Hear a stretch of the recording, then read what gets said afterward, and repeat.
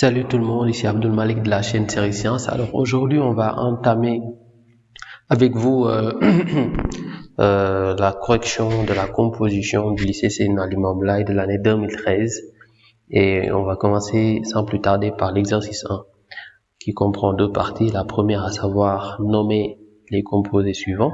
Donc vous avez le premier composé qui est là et le deuxième là. Et ensuite de compléter les réactions suivantes. On commence par le premier. Donc, vous avez en fait la formule du premier qui n'est d'autre que H3C. Donc, après, on a CH2, CH2, double liaison. Là, on a CH2, CH3. Ok.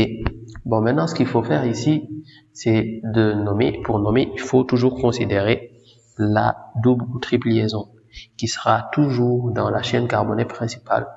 On va le calculer obligatoirement. Donc, on peut commencer par CH2 parce qu'en fait, on doit lui donner le nombre le plus petit et il est préférable de commencer par CH2 parce qu'en faisant cela, on aura le nombre le plus petit. Et là, nous avons 1, 2, 3, 4, 1, 2, 3, 4. Donc, dans tous les cas, ce sera 4 en passant par là ou là. Ok? Et maintenant, sa position, ce sera entre le carbone 1 et le carbone 2. Donc, on va désigner le numéro 1 pour l'alcène, parce que c'est une double liaison. Et donc, le carbone numéro 2 sera lui ramifié. Dans le sens de la lecture, si on prend ce sens-là, nous aurons en fait carbone 1, 2, 3 et 4. Donc, carbone 2 ramifié par CH2, CH3 qui n'est d'autre que C2H5, à savoir l'éthyle. Et donc, la nomenclature, ce sera ici le 2-éthyle. Ok. But, on va dire, parce que c'est une chaîne carbonée à 4 carbones, but 1N. Maintenant, on continue avec le deuxième. On a H3C, CH ici, H3C, CH, ok. Donc, HC, CH2, CH3, qui peut aussi s'écrire C2H5 si on veut. Puis on a C, triple liaison C. Et à ce niveau, on aura CH3, CH3 ici et CH3 ici. Maintenant, comme tout à l'heure, la triple liaison doit avoir impliqué dans la liaison, en fait, dans la chaîne carbonée. Et si on fait attention, on peut facilement désigner la chaîne carbonée principale. Bon, on aura le choix entre ceci, parce que là, dans le sens, c'est 1, 2, 3, 4, 5, 6, 7. 1, 2, 3, 4, 5, 6, 7. 1, 2, 3, 4, 5, 6, 7. Voilà, donc nous aurons toujours 7 avec les différentes configurations possibles. 1, 2, 3, 4, 5, 6, 7. Voilà. Bon, bref. Maintenant, on va choisir. En fait, moi, je vais préférer choisir celui-ci. En fait, je vais préférer choisir ça. Parce qu'au moins, en choisissant ceci, si j'avais choisi, par exemple, ne serait-ce que ça, il y aurait plus de ramifications. Il y aurait encore beaucoup plus de ramifications. En choisissant cette chaîne, j'aurais une ramification ici, une autre ici et deux ici. Alors que si je choisis ça, j'aurais juste 1, 2 et 3 ramifications, tout simplement. Maintenant, le nombre de ramifications n'est pas difficile. Là, c'est méthyle, là, c'est méthyle. Là, c'est, quand vous voyez ça, à savoir CH3, CH3, c'est isopropyle, tout simplement. Ok. Bon, on va pas tarder, on va essayer de désigner la position la plus petite possible pour la chaîne carbonée principale. Dans ce sens, c'est 1, 2, 3, 4, 5, 6, 7. Donc les positions, c'est 3, 4 ou 4, 5. Donc le choix est vite fait, c'est 3, 4 qu'on va choisir. Donc du coup, le numéro 3 va être attribué en fait à la triple liaison. Donc on va lire dans ce sens. Et dans ce sens, vous avez le 2, une ramification, deux ramifications au carbone numéro 2. Et en fait, au carbone numéro 5, vous avez ici la ramification, cette ramification qui est l'isopropyle. Donc, par ordre alphabétique, on va choisir ici le 2,2-diméthyle. Ok. Pourquoi je choisis le 2,2-diméthyle par rapport à l'isopropyle? Vous allez dire que oui, iso, il commence par I, dél. Non, c'est pas ça. En fait, c'est méthyle et propyle. OK? Parce qu'en fait, eux, ce sont des suffixes. Ce sont des préfixes. Autant pour moi, iso et di sont des préfixes. Et par ordre alphabétique, il est plus préférable de commencer par méthyle que pro. Parce que M vient avant P. Donc, on va dire le 2,2-diméthyle. Et carbone numéro 5, ramifié par l'isopropyl, on dit le 5 isopropyl.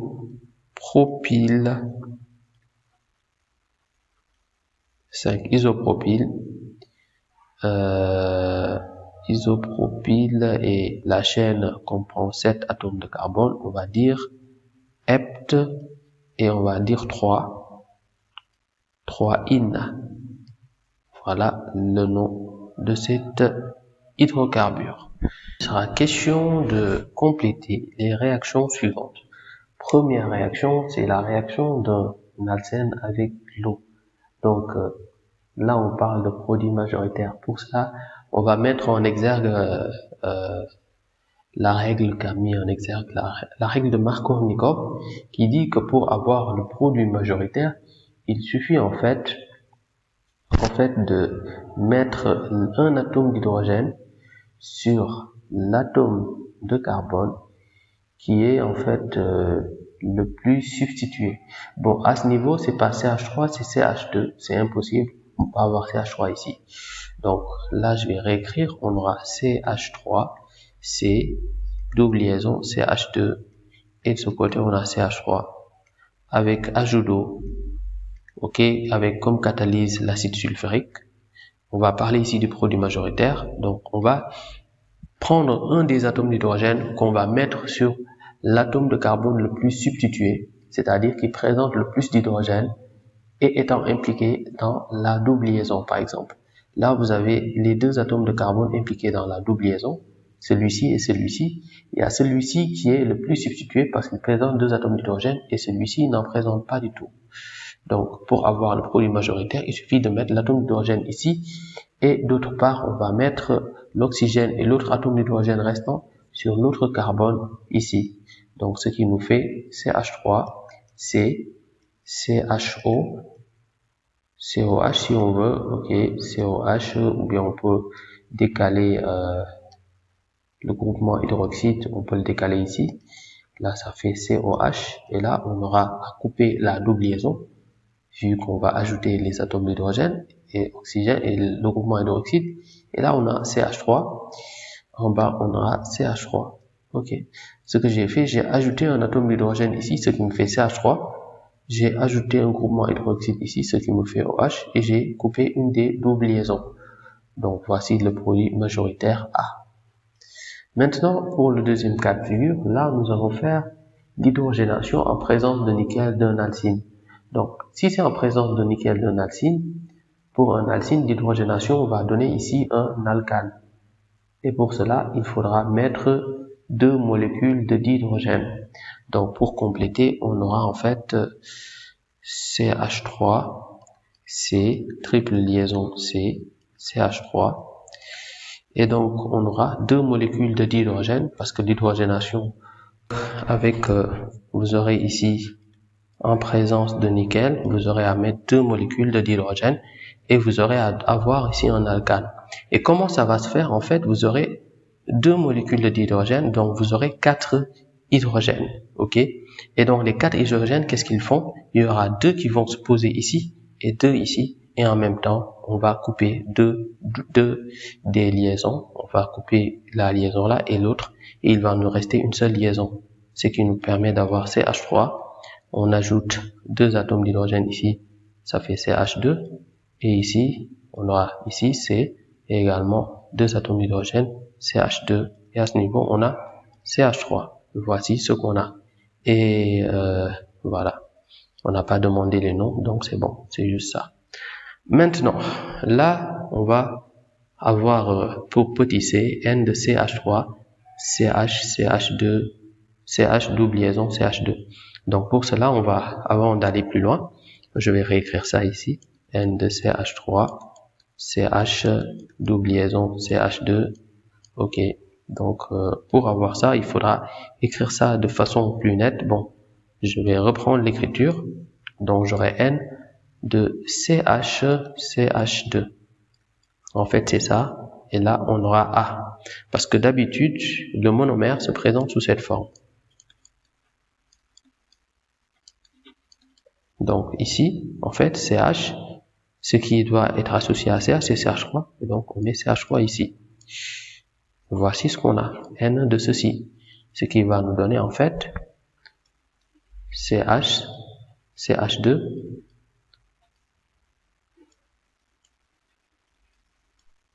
N fois. Et là, c'est le polymère.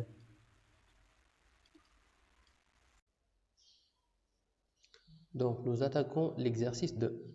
Avant d'aller plus loin, j'aimerais quand même vous faire une petite annonce. Je compte si bientôt présenter, en fait, bon, on commence l'exercice 2. Et avant de le commencer, j'aimerais faire une petite annonce. D'ici peu, je vais lancer, en fait, une plateforme de cours en ligne pour des élèves de première et de terminale S. Pour ceux qui sont intéressés, vous n'avez juste qu'à m'interpeller au numéro en haut à droite, c'est-à-dire le 117 131 80 25. Bon, le nombre de places est très limité. Je prends juste 10 élèves. Ce sont des cours en ligne. Et bien sûr, pour cela, vous aurez besoin d'une petite connexion parce qu'en fait, je vais partager avec vous des exercices corrigés en temps réel et aussi quelquefois des supports de cours, l'essentiel de certains cours pour que vous ayez à mieux comprendre, que ce soit en mathématiques et en sciences physiques. Bon, sans plus tarder, on commence le petit a. On va tout d'abord lire l'énoncé.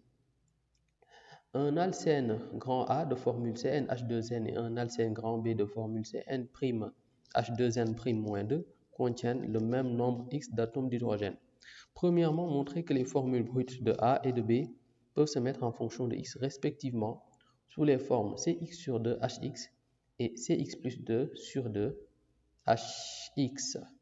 Maintenant, en deuxième lieu, on nous dit que l'addition du dichlore sur A donne un produit contenant 62,8% en masse de chlore. Déterminer X et en déduire la formule brute de A et celle de B, à savoir de l'alcène et de l'alcène et de l'alcyne plutôt. Troisièmement, donner les formules semi-développées possibles de A et B, puis les nommer. Quatrièmement, on fait l'hydrogénation de B en présence de palladium désactivé. On obtient un composé B1. Ok, donc l'hydrogénation de B, qui est lui un alcyne en présence de palladium, va donner B1 qui sera normalement un alcène et qui, sous l'action du chlorure d'hydrogène, conduit à un produit B2. Bon, là c'est évident, vous savez ce que c'est. Petit a, identifier les formules semi-développées B, B1 et B2, puis les nommer. B1 présente-t-il une isomère ZE? Si oui, justifiez votre réponse. Ok, maintenant le produit A1 issu de l'hydrogénation de A réagit en présence de lumière avec le dibrome et donne un composé A2 qui renferme 79,2% en masse de brome. Déterminez la formule brute de A2 après avoir précisé la nature de la réaction donnant A2. Bon, rapidement, premièrement, on va s'attaquer en fait aux formules. Déjà, vous avez en premier lieu CnH2n qui correspond à la formule brute de A, qui est forcément un alcène. Et donc, on veut démontrer que respectivement, sa formule sera ici Cx sur 2, autant pour moi, Hx. Donc, pour cela, on va poser en fait 2n est égal à x. Bon, par conséquent, si n est égal à 2n est égal à 2x, en fait, on aura en fait n sera égal à x sur 2.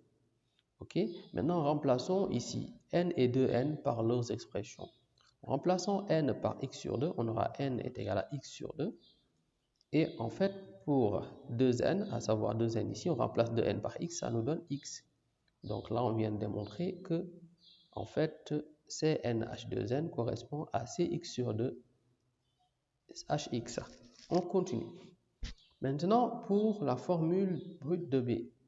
Bon, la formule brute de B, c'est de la forme Cn' H2n' -2. Et on nous demande de le faire correspondre à Cx plus 2 sur 2 Hx. Pour cela, il faudra poser 2n moins 2. 2n' moins 2 correspond à x. Donc 2n' moins 2 correspond à x. Ce qui, je vais essayer d'écrire n' en fonction de x, me permet d'avoir 2n' est égal à moins 2 qui va aller dans le second membre, ce qui me fait x plus 2. Donc là, ce que je vais faire, c'est déterminer n'. Donc n' sera en fait x plus 2 sur 2. Donc voici l'expression de n' et au départ l'expression de 2n moins 2. Donc on remplace n' par son expression. N' c'est n', on aura c facteur de x, c'est x plus 2 sur 2, autant pour moi. Et de l'autre côté, on a h de n' moins 2 qui n'est autre que x. Voilà, là on vient de démontrer également cette relation. Maintenant, pour la suite, on nous dit ici que l'addition de dichlore sur A donne un produit contenant 62,8% en masse de chlore. Déjà sur A qui est un alcène, si on fait l'addition de dichlore sur un alcène, ça va donner un dichloroalcane.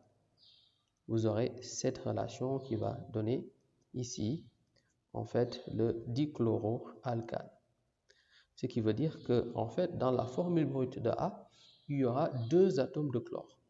Maintenant, si on veut déterminer en fait la formule brute de A, ce n'est pas difficile.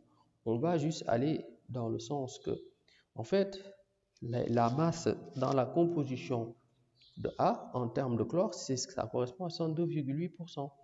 Donc on peut faire très simple. M de ici CnH2n Cl2 qui va lui correspondre à 100%. Alors que d'autre part, on aura M de Cl2 qui correspond à 62,8%, tout simplement. Bon, là on peut passer par en fait la règle de 3 et là on a déjà la masse de Cl2. On va déterminer tout d'abord masse de Cl2. Masse de Cl2, ce n'est rien d'autre que 2 fois, parce que c'est 2 fois la masse molaire du chlore qui n'est autre que 35,5. On trouve 71 grammes par mol. On est tous d'accord.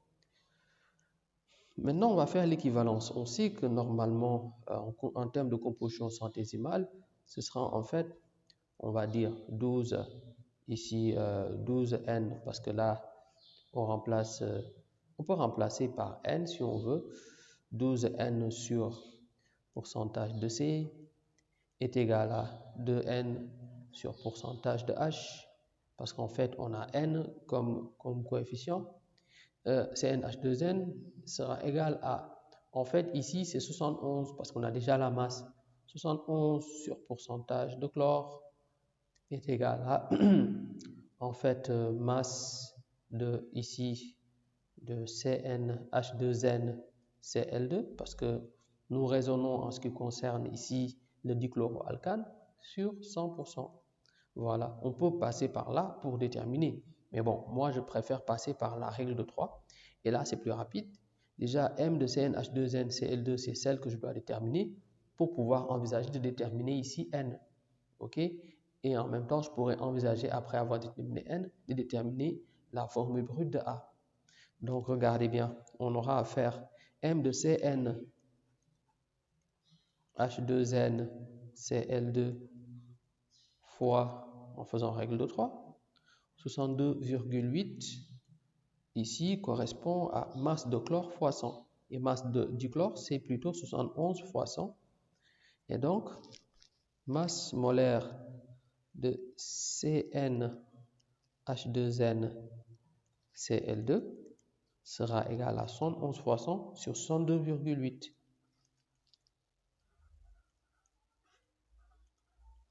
En faisant le calcul rapidement, on trouve à peu près 113, et on va dire 113 grammes par mol. Maintenant, la masse molaire de CnH2n Cl2, c'est celle qui correspond à 113 grammes par mol. Donc, on va maintenant se permettre de déterminer N. Donc, masse molaire de CnH2n. Si cette fois-ci, on va décomposer, en fait, l'écriture. M de CnH2n qui correspond à 113. On va se permettre quoi? On va permettre de développer. C, c'est 12, donc 12N et 2N, ça me fait 14N. 14N plus masse molaire du dichlore Cl2, à savoir 2 fois 35,5, donc 111, ce qui fait 113 grammes par mol, tout simplement. Maintenant, on aura 14N est égal 113 et moins 71. Une fois arrivé là, je me permets de faire le calcul. 14N est égal à 113 moins 111, ça me fait 42. Et donc, N est égal à 42 sur 14. Et je trouve N est égal à 3. Donc, comme N est égal à 3, la formule brute du dichloroalcane, c'est bien entendu en remplaçant N par 3, C3H6Cl2.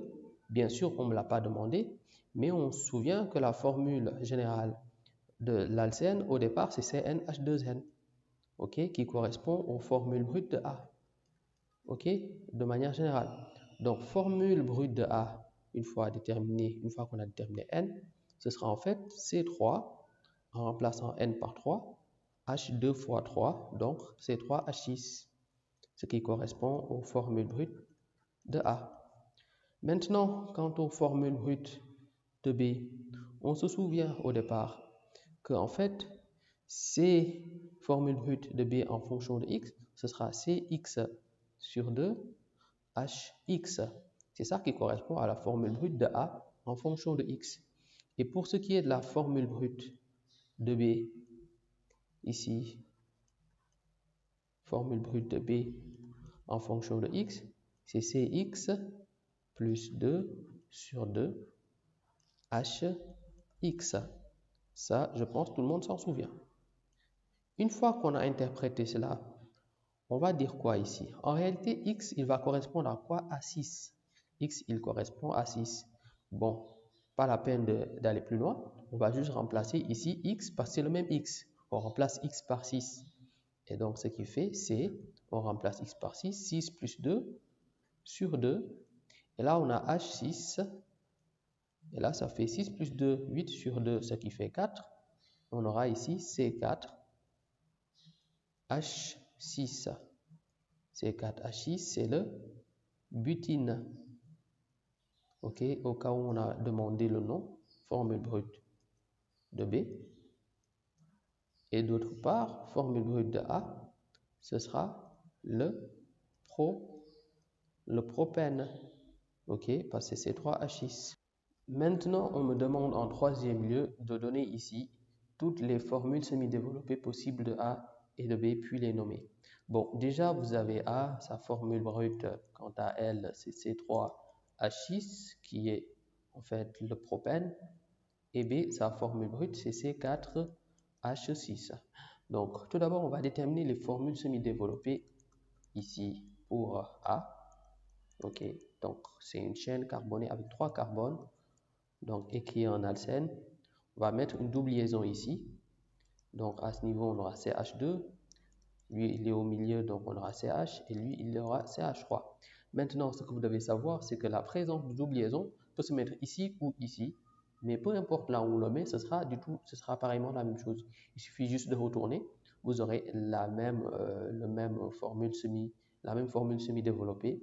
Et donc, du coup, il n'existe qu'une seule formule semi-développée pour le propène, qu'on appelle également le propène, ou si vous voulez le prop 1N, ok, mais le nom le plus répandu c'est le propène vu qu'il n'en existe qu'un seul. On continue maintenant pour les formules semi-développées de B. Pour B, vous avez C4H6, donc chaîne carbonée avec 4 carbones. Donc regardez bien, vous avez en fait une triple liaison, soit ici, soit ici, soit ici. Maintenant, regardez bien. Si vous la mettez ici, si vous mettez la triple liaison ici, c'est pareil si vous la mettez ici. C'est pareil parce que si vous retournez en fait l'écriture, vous aurez en fait la même formule semi-développée. Donc, ce qui veut dire que la triple liaison a deux types de positions. Soit on la met ici ou ici. Ok, donc là, on va le mettre ici. Et du coup, lui, c'est H. Lui, comme il est au milieu, il ne pourra plus prendre d'atomes d'hydrogène vu que ces quatre liaisons seront complétées. 1, 2, 3 et 4. Lui, il est au milieu, c'est H2. Et lui, il est à la périphérie, c'est H3. Donc là, en fait, son nom, c'est le position 1, on va dire le but 1 in. Quant au deuxième, parce qu'il n'y en a que deux, on va faire une chaîne carbonée avec, comme l'habitude, 4 carbones. Et il faut savoir également qu'on ne peut pas faire de ramification parce qu'en fait, dans une triple liaison, les carbones impliqués dans la triple liaison, dans les alcynes, les carbones impliqués dans la triple liaison ne peuvent plus être ramifiés. Les carbones, par exemple, celui-ci ne peut plus être ramifié vu qu'il a déjà ces quatre liaisons déjà atteintes. Donc là, à ce niveau, on va mettre la triple liaison cette fois-ci entre le carbone 2 et le carbone 3. Et de ce côté, on met ici les atomes d'hydrogène, CH3, CH3. Et donc, les deux ne peuvent plus prendre d'atomes d'hydrogène ni être ramifiés. Donc, on s'arrête là. Et celui-ci, c'est en position 2 et 3, on va choisir position 2 comme ici, en fait, indice, on aura ici le but de in. Voilà ce que nous avons. Ensuite, on nous dit qu'on fait l'hydrogénation de B en présence de palladium désactivé qui donne un composé B1 qui, sous l'action du chlorure d'hydrogène HCl, conduit à un produit unique B2. Bon, en fait, vous avez B qui, en fait, avec du palladium désactivé, quand on va faire son hydrogénation, en présence de palladium ici désactivé, va donner quoi normalement? Va donner B1. Mais sachez que B1, quand vous avez en fait B qui est un alcyne, son hydrogénation en présence de palladium désactivé va donner un alcène. Donc B1 est un alcène. Et donc si par la suite B1 avec ici l'action de l'acide chlorhydrique, en fait B1 avec l'action de l'acide chlorhydrique va donner en fait, et B1 c'est un alcène, va donner ici un chloroalcène. Et donc B2 est un chloroalcène. Mais si en plus de cela, il donne un produit unique, donc selon la règle de Markov-Nikov, déjà, il va donner ici un produit unique, parce que peu importe où on va placer l'atome d'hydrogène ou l'atome de chlore, vous aurez un produit unique. Maintenant, cela veut dire quoi? Ça veut dire que B1 serait en fait ici un alcène symétrique, parce que dans le cas contraire, il aurait pu donner 2. Mais voilà, B1 serait un alcène symétrique, tout comme B2 qui est un chloroalcène, chloroalcane qui sera lui également, bon, on peut dire, bon, on va pas parler de B2, mais c'est B1 qui nous intéresse et B1 sera lui normalement symétrique. Donc, retenez bien, si B1 est symétrique, donc l'hydrogénation de B2 qui a donné B1 prouve également que B1 sera aussi, B plutôt, sera également symétrique. Parce que B1 est symétrique, donc l'hydrogénation de l'alcyne qui va donner B1, cette alcyne en réalité également sera symétrique. Par conséquent, si B est symétrique, on pourra faire ici l'identification de B.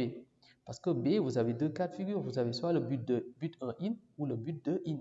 Maintenant, regardez bien. Comment on va reconnaître ici un alcyne symétrique? L'alcyne symétrique, on va juste s'intéresser à la position de la triple liaison. Vous voyez là, de ce côté, vous avez la triple liaison, de ce côté, vous avez HC. De l'autre côté, vous avez C, CH2, CH3. Donc, si de part et d'autre de la triple liaison, vous avez la même écriture à gauche et à droite, ça veut dire que c'est symétrique. Même chose pour le cas des alcènes. Si de part et d'autre de la double liaison, parce que là c'est une triple liaison, je prends l'exemple juste d'une double liaison. Si à la place ici on avait une double liaison, on a la même écriture à gauche et à droite, on va dire qu'en réalité cet alcène est symétrique. Là c'est un alcyne, donc celui-ci est dissymétrique. Il n'y a pas la même écriture à droite ni à gauche. On revient maintenant dans le deuxième cas. Donc le deuxième cas, vous avez de part et d'autre de la triple liaison, vous avez CCH3 et de ce côté vous avez CCH3. Ce qui veut dire qu'en réalité, celui-ci est symétrique. Donc B correspond au but de in. Donc B sera le but de in. Quant à B1, on a juste qu'à remplacer in par n et on va dire le but de n. Ce qui fait qu'en fait, je vais ici reprendre le schéma.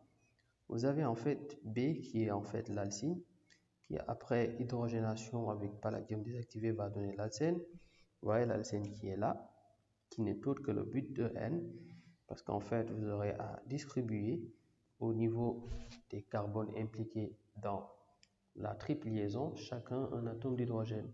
Et du coup, vous allez enlever une des triples liaisons, ce qui nous fait deux liaisons ici, et chacun aura un atome d'hydrogène. Maintenant, pour la suite, vous aurez en fait l'ajout d'acide chlorhydrique qui va en fait distribuer un atome d'hydrogène sur un des carbones et l'autre va être distribué par l'atome de chlore. Donc là, vous aurez CH2Cl. Et lui, son nom, à savoir B2, parce qu'il s'agit de B2 ici, ce sera en fait le 2-chloro-butane, tout simplement. Ensuite, en petit b, on nous demande en fait si B1 présente une isomérie. Bon, tout d'abord, je vais vous représenter ici la formule brute, la formule de B1, sa formule semi-développée. C'est CH3, CH, double liaison, CH3, à savoir le but de N. Eh bien oui, il peut avoir ici une stéréoisomérie. Parce qu'en fait, pour qu'il puisse présenter une stéréoisomérie, il faut que l'atome d'hydrogène, l'atome de carbone, s'associe à un atome d'hydrogène et d'autre part, avec ici un ensemble différent de X. Il faudrait que ce soit de la forme CHX. Là, vous avez H qui correspond ici à H et X qui doit être différent de H. Ça peut être un radical alkyle. Dans ce cas-là, c'est CH3. Comme ici également, CH. Et là, vous avez CH3. Donc, c'est X qui correspond ici à CH3. Donc, en réalité, oui, parce qu'en fait, X différent de H. C'est ça la justification qu'on peut donner à ce niveau. Et maintenant, si oui, on va en fait présenter les stéréoisomères. Ok, les stéréoisomères E et Z. Donc, on aura ici E qui n'est autre que on aura en fait les deux atomes de carbone impliqués dans la double liaison. Là, vous aurez CH3 et CH3 de ce côté. Là, vous aurez H et H ici. Là, c'est le E but de N. Et d'autre part, vous aurez le Z but de N qui, en fait, c'est très simple, se fait juste en mettant sur la même, en fait, sur la même ligne les radicaux alkyles, sur la même ligne les atomes d'hydrogène.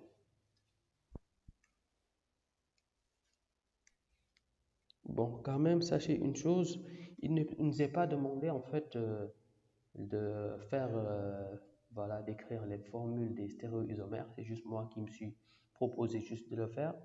Voilà, juste pour vous expliquer en réalité la position. Vous avez ici l'atome d'hydrogène et d'autre part, vous aurez ici un radical alkyle. Vous aurez H et X. Vous voyez bien X qui correspond à CH3 et H, voilà. Et là, vous aurez X qui correspond également à CH3.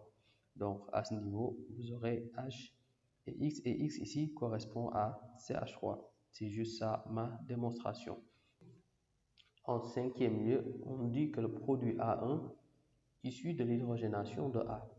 On rappelle A, c'est sa formule générale, c'est C4H6.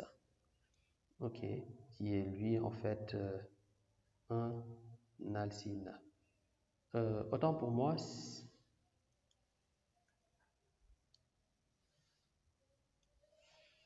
Bon, en cinquième lieu, on a le produit A1 issu de l'hydrogénation de A réagit en présence de lumière.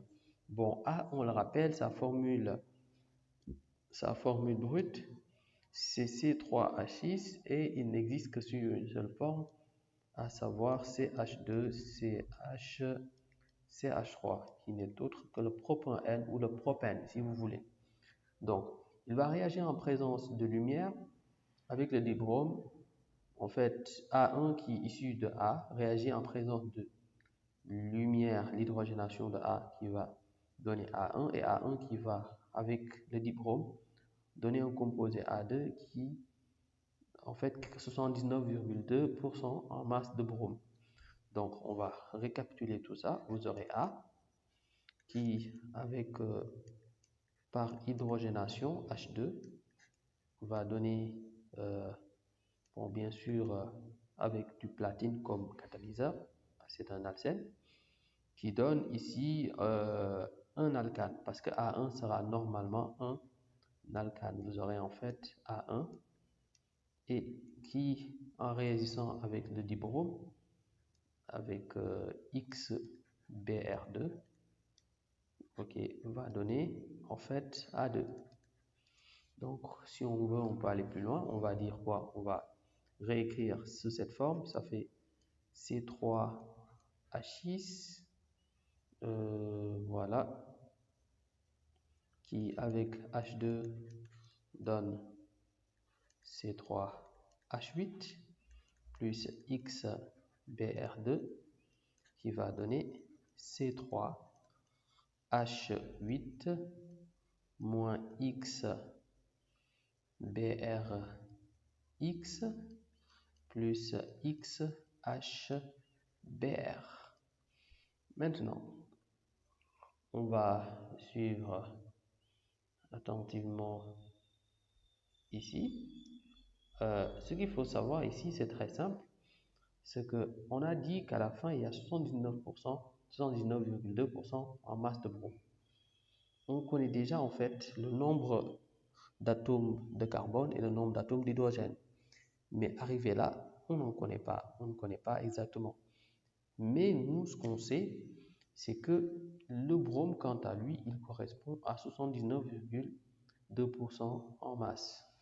Donc rapidement, on peut dire que, en fait, si on va plus loin, on a 12x, ça c'est en rapport avec la composition centésimale de C3H8XBrX, 12x sur pourcentage de C est égal à, en fait, on va dire y sur pourcentage de H est égal à XBr sur pourcentage de BR est égal à, en fait,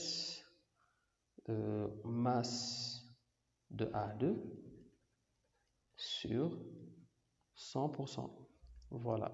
Maintenant, masse de A2, pour le déterminer, on va dire masse de A2, qui n'est autre que la masse molaire. Bon, c'est la masse molaire de C3H8 moins X BRX. Ok, et pour le calculer, on a juste qu'à remplacer par leur valeur. 3C, c'est 12, donc 12 fois 3, plus H, c'est 1 fois 8, je parle bien sûr des masses molaires, moins X, c'est-à-dire 1 fois X, qui fait moins X, ok, plus BR, c'est 80, donc 80X. Voici ce qu'on a. Et en faisant le calcul rapidement, ça fait 36 plus 8, 44. 44 moins x plus 80. 44 plus moins x plus 80x, ce qui fait 79x. Donc ça correspond à la masse molaire de A2. Quant à XBr, on ne sait pas ce que c'est. Ok, et on sait juste que XBr, ce sera 80x. Bon, et de ce côté, on a XBr, je remplace par 80x, et là on a 100. Pourcentage de BR, on le connaît. Donc je réécris cette relation, ce qui me permet, à partir d'ici, je vais réécrire tout ça. À partir d'ici, Br c'est 80, sa masse molaire, ce qui fait 80 fois X sur pourcentage de Br 79,2 est égal M de A2, à savoir 44 plus 79X sur 100. Bon, au final, on aura en fait une équation en faisant la règle de 3. Donc 100 fois 80X et 79,2 fois 44 plus 79. Donc ce qui me permet d'avoir 80X fois 100 est égal à 79,2 facteur de 44 plus 79x. Donc le calcul se fait rapidement. J'ai 8000x ici. Et de ce côté, on fait le calcul, ce qui fait 3484,8 plus, on utilise la machine encore une fois.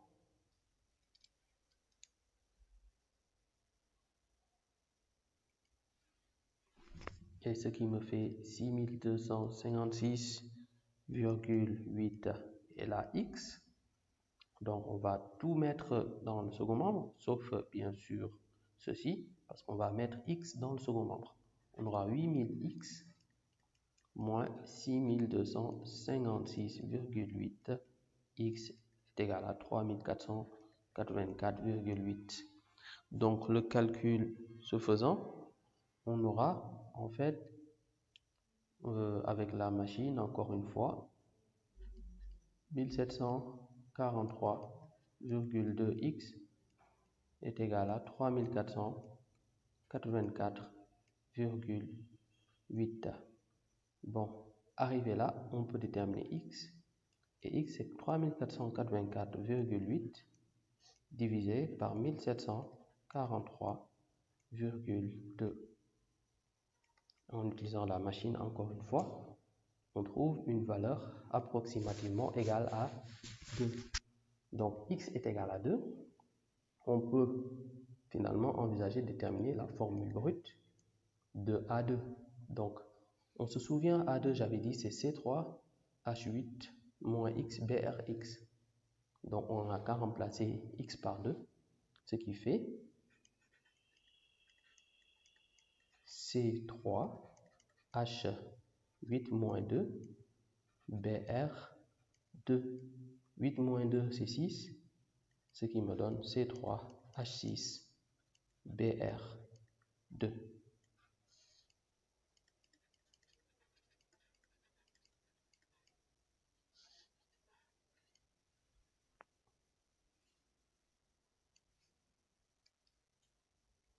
J'oubliais aussi la nature en fait de la réaction qui conduit à A. C'est une réaction de substitution parce que vous avez un alcane, en fait un alcane qui va donner un dibromo-alcane. Donc c'est une substitution.